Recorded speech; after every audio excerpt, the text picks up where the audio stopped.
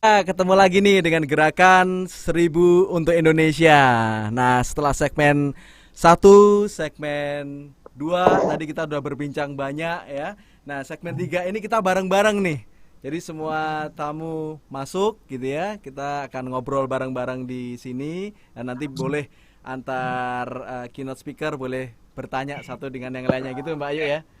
Benar, Gimana dari obrolan kita tadi gimana Mbak Ayu? Sejauh ini Mbak Ayu? ada teman-teman artis yang lain dan ada guest yang lain, mungkin bisa mengisi kekurangan kita. Kita bisa sharing untuk bicara tentang pendidikan, tentang Yes. COVID-19, tentang musik, tentang yang Yes. lain-lain. Yes, betul banget Mbak Ayu. Nah, kalau tadi aku masih inget tuh yang disampaikan Mas Adi MS di segmen kedua bahwa ini kita juga Jadi pakai ini nih. masa-masa kita Nggak bisa. melakukan pendidikan nih sebenarnya di masa-masa chapter ini kita untuk naik ke next level kita. Kita dari pendidikan S1 jadi S2 jadi S3 gitu ya.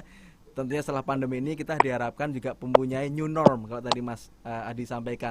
Nah, tetapi dalam perjalanannya kita kan juga pasti ada pressure nih ketika kita akan berubah untuk naik kelas. Kita menghadapi tes dulu, kita harus menghadapi tesis atau mungkin doktoral kita gitu lah. Terjadi pressure, terjadi stres. Nah, kita senang sekali sore ini kita juga ada Sanderson Oni atau Sandy kalau saya bilang Sandy. Halo Sandy. Ya, Sandy PSD. Halo, how are you doing? Yes, beliau adalah baik. Sandy adalah mahasiswa dan doktoral dari Australia. Dan Australia ini yang saya dengar mahasiswa terbanyak gitu ya. Kemudian setelah Australia ada dari Amerika. Kalau tadi ada Permias juga dari Alvin. Sandy, apa kabar di Australia? Boleh ceritain dulu kondisi terkait pandemi ini di Australia seperti apa? Sure, absolutely. Jadi, puji Tuhan di Australia, we're slowly flattening the curve. So as of yesterday, we've actually eased some of the restriction and we can start visiting each other's houses. Jadi di Australia, di Sydney ini, kondisi sudah sedikit membaik, puji Tuhan. So things are getting a little bit better. Sebelum ini, we're not allowed to go out of the house. We are all allowed to go out to get groceries, essentials, and everything, but we're slowly easing them because it seems like the physical distancing is working well. Oke. Terkait jumlah ODP-nya atau PDP-nya yang positif berapa? Sandy update nggak? Berapa jumlahnya? Saya kurang tahu kalau misalnya off the top of my head. Yes. Tapi yang saya tahu is that the number of new cases every single day is slowly slowing down. Oke. Sebenarnya apa yang dilakukan di Aussie sana? Tadi government-nya atau ada physical distancing atau lockdown dan lain sebagainya? Yep, absolutely. Jadi selama sebulan terakhir kita benar-benar lockdown. Jadi kita nggak boleh keluar rumah, kecuali we're not allowed to go out of the house unless it's for exercise, unless we're going to work, for stuff, and just to get essential groceries. Jadi it was very, very, very tight. Dan kemarin ini, they had a very, very heavy fine as well. Jadi kalau kita keluar rumah tanpa alasan yang baik, kita bisa kena denda sampai 20 juta rupiah per orang. Kasian banget ya kena denda. $2,000 per person. Okay, And so there was this one car where it had 4 people and they were fined $12,000 for one car. It happened. Gimana tuh Mbak Ayu tuh? Jadi menurut Pak Adi ya, Pak Sandy, Pak Sandy, di sana aturannya ketat sekali dan sekarang ini yang paling menarik adalah korbannya sudah mulai menurun, betul ya? Jadi jumlahnya berapa, ya tidak begitu mengikuti, tetapi yang paling terpenting adalah korban penularannya sudah mulai menurun. Betul, Itu yang betul. kita harapkan Iya, di sini iya. juga. Nah, Sandy, ketika ada penerapan ketegasan tersebut, very very tight, very very stressful, pasti kan juga warganya atau juga sekarang ini around the world juga mengalami hal yang sama, pasti ada stressful di situ gitu. Nah, ke dalam kondisi seperti ini, Sandy sebagai PSD di bidang psikologi, ada sarankah atau ada yang mau disampaikan supaya kita bisa memaintain ini sebagaimana? Yeah, absolutely. Jadi, right now I'm working in suicide prevention. Jadi I finished my PhD and working in suicide prevention. Dan betul sekali, all over the world because of social and physical distancing, there's more depression, there's more stress, dan akan kemungkinan peningkatan tingkat bunuh diri, suicide rates as well. Bahkan banyak pakar, there's a lot of experts that believe that a second pandemic is coming of mental health. because people are feeling worried, people are feeling isolated, people are extremely distressed. And kok jujur aja saya nggak malu, when we first started isolating, I was really stressed as well. I felt really depressed, and I felt that, I feel really, really alone going through this. My family's back in Indonesia, I can't see my friends, and there was a lot of negative emotions. Jadi saya nggak malu ngakui bahwa saya pun yang selesai S3 psikologi, I'm going through these things as well. And a lot of people are going through the same thing. Yeah, absolutely. And a lot of people are going through stress. And a lot of governments are saying that, okay, we need to prepare. Kita perlu siap-siap buat pandemi kesehatan mental ini. Tuh, Mas Idias, jadi katanya Pak Sandy, dia pun seorang pakar psikologi ya, itu mengalami yang sama ya, stres juga. Yang sama, jadi beban juga gitu. Jadi memang wabah yang akan datang menyusul ini, wabah penyakit mental jadinya. Banyak yang ini. Untungnya kita di Indonesia ada puasa ya. Jadi agak kalem ya. Iya, menahan diri juga.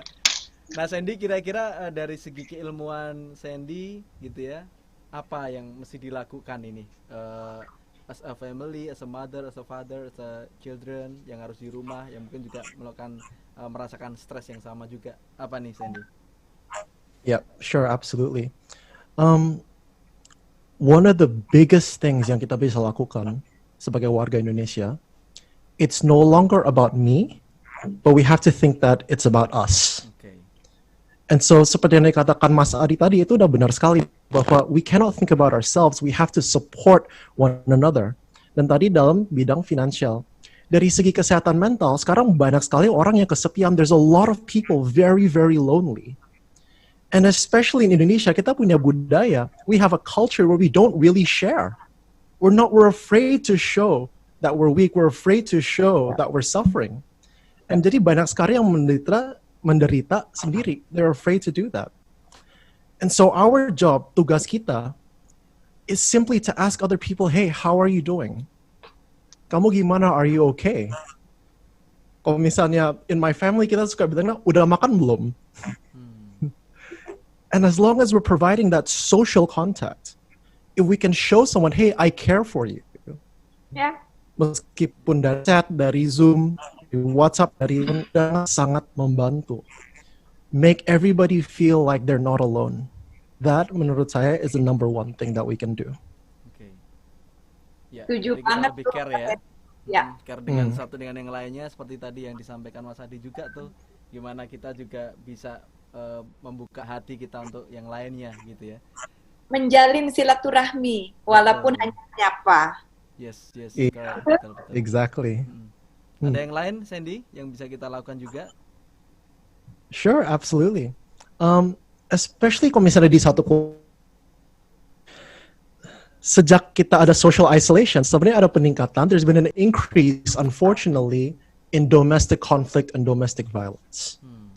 And so we're seeing a lot of conflict at home gitu. And so one of the recommendations I can give, salah satu rekomendasi yang saya bisa berikan adalah sebagai satu keluarga, duduk, sit down, okay, kita strateginya gimana, how are we gonna survive together? Nggak ada satu orang pun pergi perang tanpa duduk merencanakan strategi kan?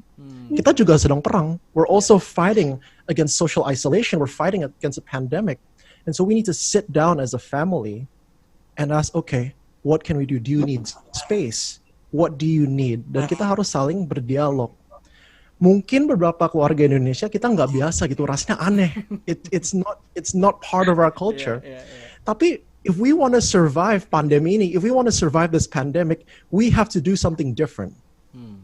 We have to do something new to get new results.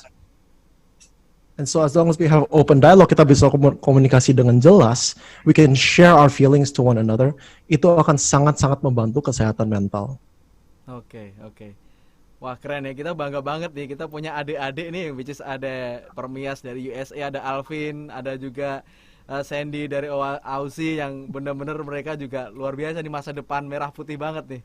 Tadi Pak Sandy ada hal yang menarik tuh Mas Ideas, bahwa budaya kita itu kadang-kadang tabu untuk bercerita tentang masalah kita. Betul. Jadi keluarga itu diperlukan untuk saling mengungkapkan perasaannya gitu. Jadi kalau ada kesulitan itu mungkin harus ada yang memulai untuk betul. apa, bertanya gitu. Betul, betul. Apalagi di Jakarta ya, saya juga mengalami kita mau keluar rumah untuk olahraga aja susah, ya kan? Jadi itu beban sekali. Saya melihat anak saya yang aktif itu tertekan sekali, kakinya capek karena duduk terus gitu, karena di dalam rumah. Biasanya kan aktif seperti anak Mbak Intan gitu. Jadi memang perlu sekali perhatian dan Iya, betul.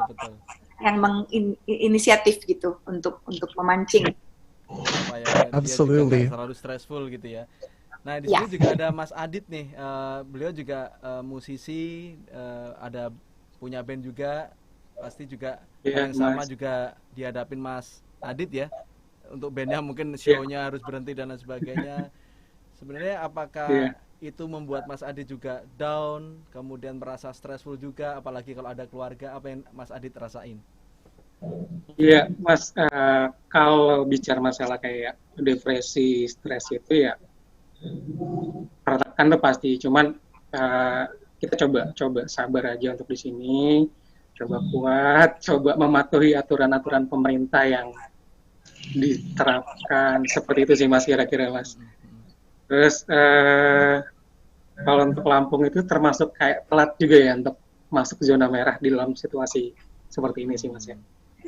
Mas Mas Adit itu katanya lagi tersandra di Jakarta, nggak bisa pulang ke Lampung ya Mas? Iya, aku di Jakarta mau pulang ke Lampung nggak bisa. Karena kan, ya? Iya.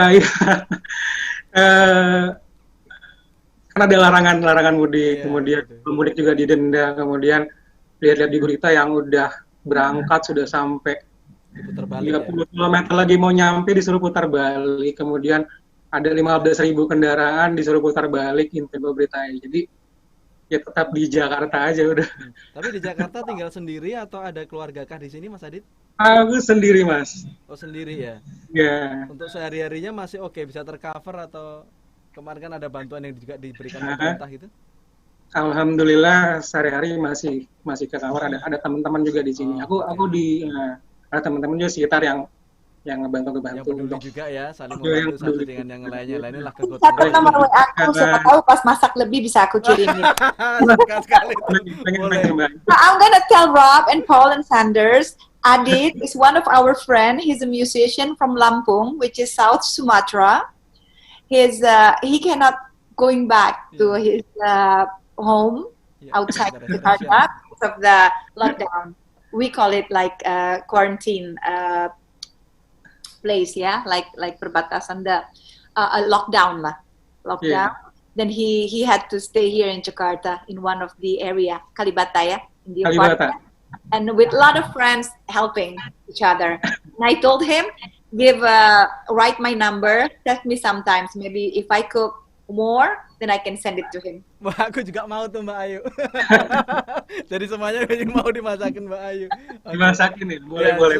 Berbagi sukacita gitu ya. Karena yang bisa kita lakukan dalam masa-masa pandemi seperti itu ya. Seperti halnya banyak teman. Tadi ada Alvin yang juga berbagi dengan teman-teman yang lain walaupun dia juga di karantina di New York gitu ya. Kemudian juga ada Sandy di Australia yang juga terkarantina dan dia awalnya juga merasa stres gitu ya. Dan juga teman-teman ada Mbak Intan di Belanda, kemudian Mas Adi MS juga menyampaikan yang sama, Mbak Okta juga. Nah, dari sisi psikologi tadi juga Sandy juga udah menyampaikan.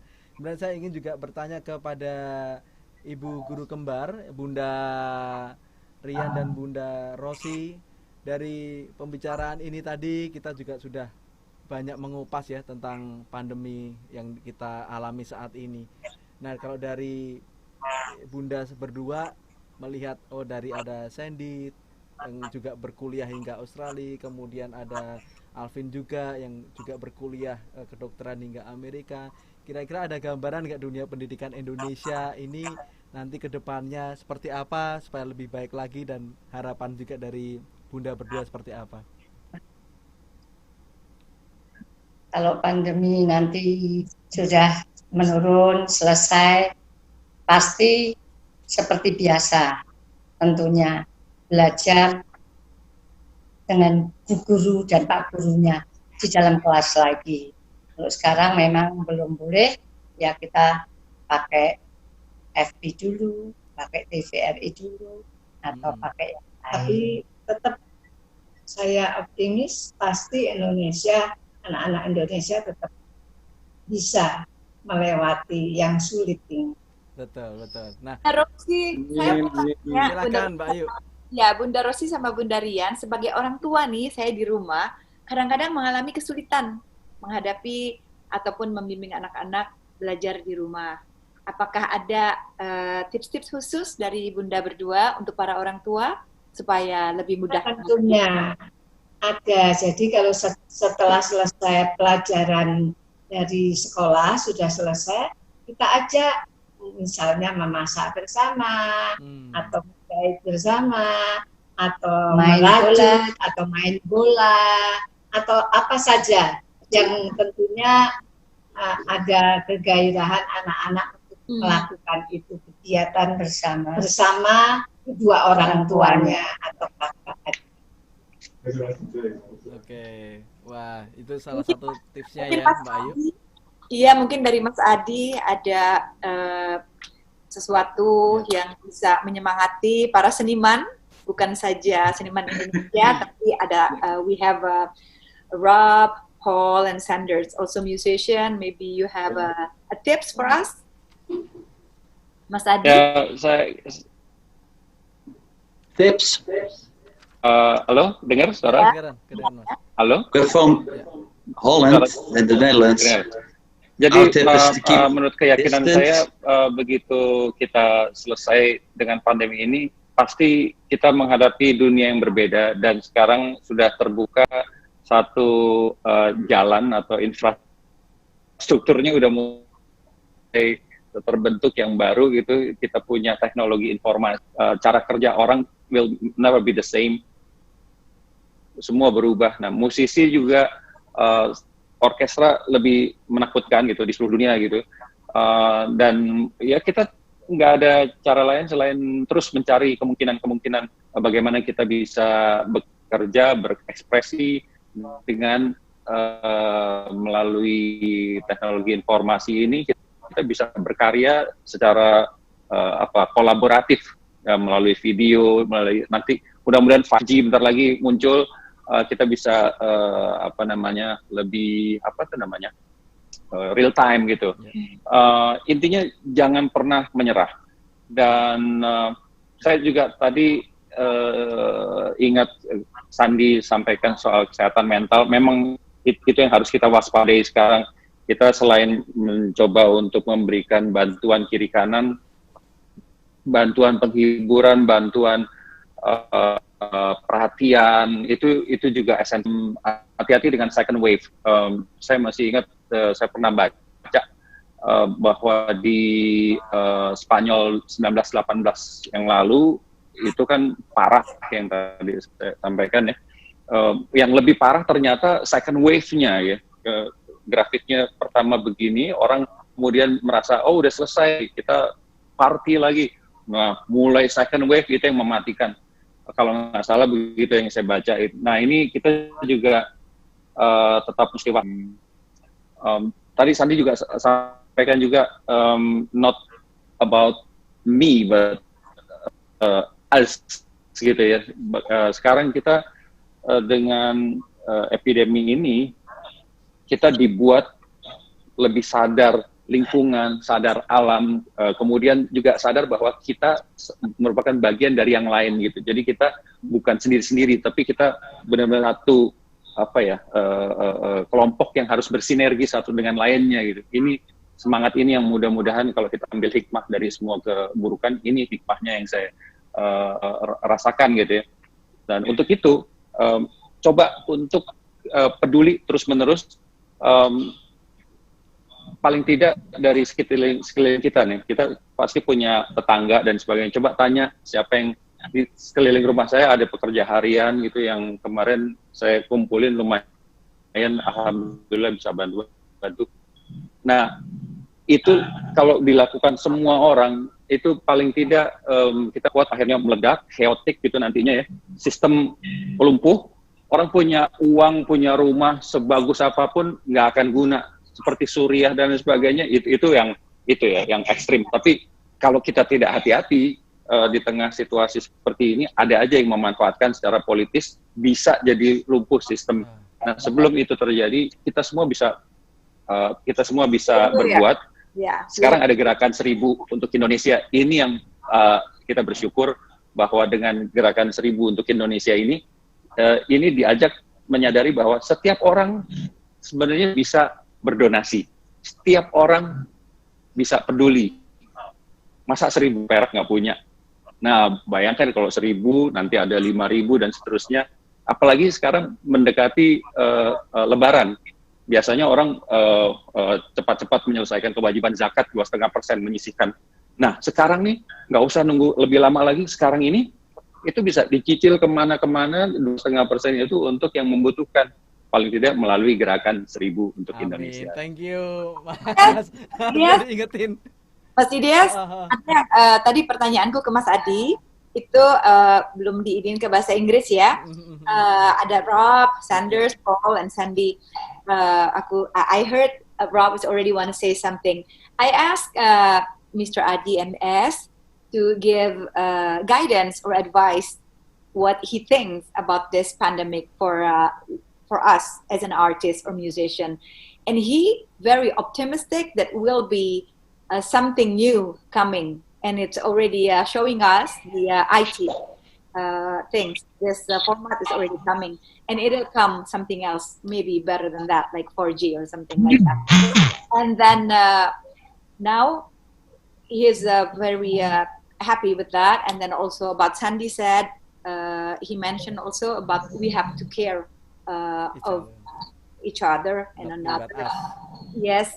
And another one is what I think we are an artist is always have that empathy to the others through our creativity. So you guys can talk about that. Yeah, to say anything you wish to say. Sanders here, Paul here, and Rob also.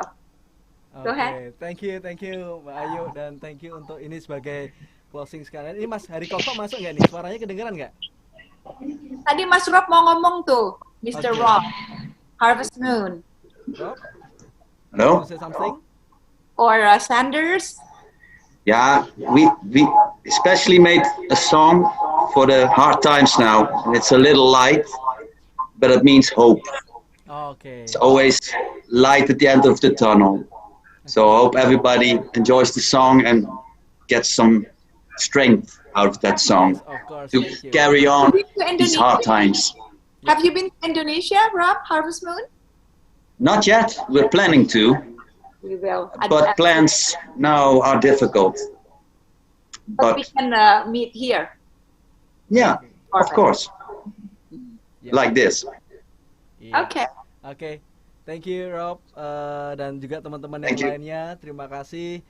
Sandy dan All the best. Terima kasih sama-sama. Mulyano, thank you. Yes, Bro Mulyano dari Singapura, Mbak Intan Bunda. dari Belanda, Bunda Bunda Rosi, Rian, Bunda Rian sekalian, kemudian Alvin dari Permias USA.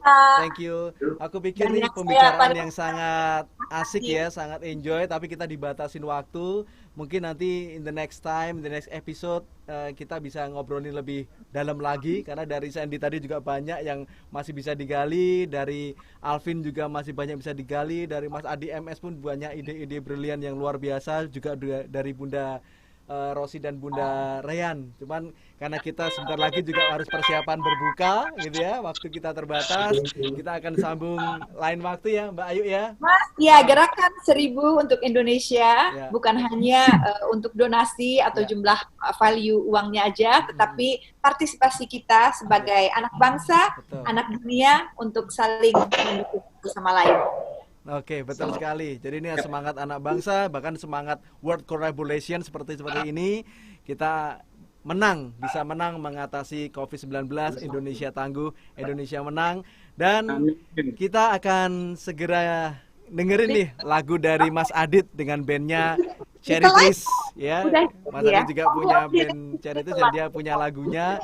Dan teman-teman, terima kasih untuk kebersamaannya dan seluruh Indonesia. Terima kasih dan selamat mempersiapkan berbuka puasa. Bertemu lagi di Gerakan 1000 Rupiah YouTube Live channel di minggu depannya. Oke, bye bye everyone. Terima kasih. Thank you. See you. Bye everyone. Ya.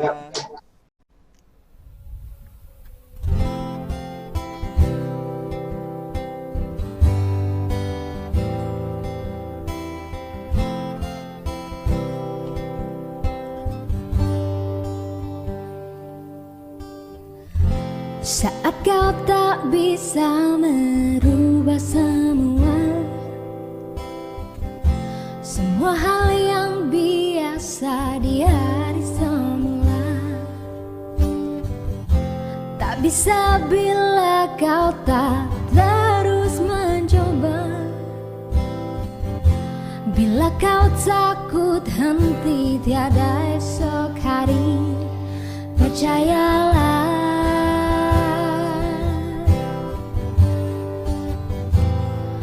kita bisa.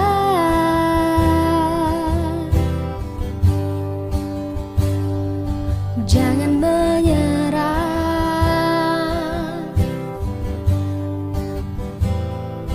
terus berjalan,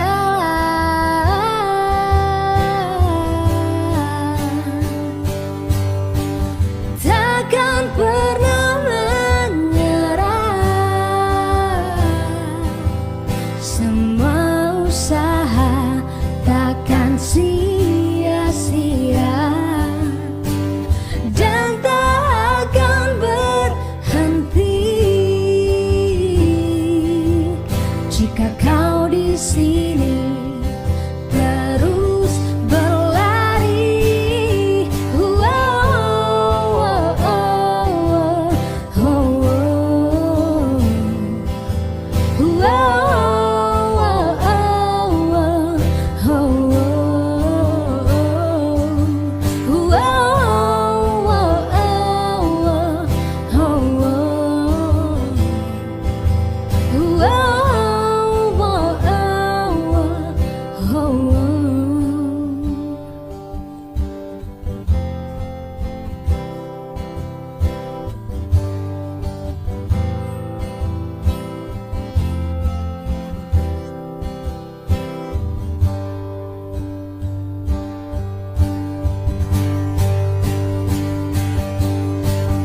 Takkan pernah menyerah, semua usaha takkan sia-sia dan tak akan berhenti jika kau di sini terus berlari.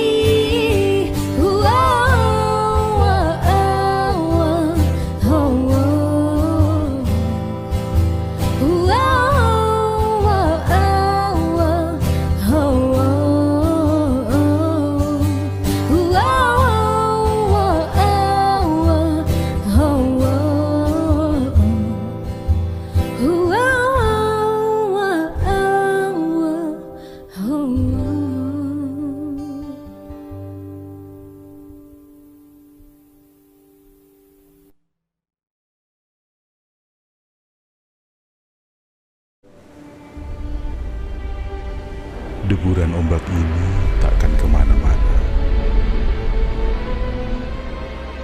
Hijaunya hutan ini takkan kemana-mana. Tetesan embun ini takkan kemana-mana. Megahnya gunung ini takkan kemana-mana. Indahnya negeri ini takkan kemana-mana. Menanti dengan sabar selagi Ibu Pertiwi bernafas kembali, agar langit kembali biru, air kembali jernih, dan tanah kembali subur. Penantian yang sama juga tengah kita jalani. Penantian yang disertai harapan dan keyakinan bahwa semakin disiplin kita memisahkan diri, semakin cepat kita dapat bersatu kembali. dan menikmati indahnya negeri ini.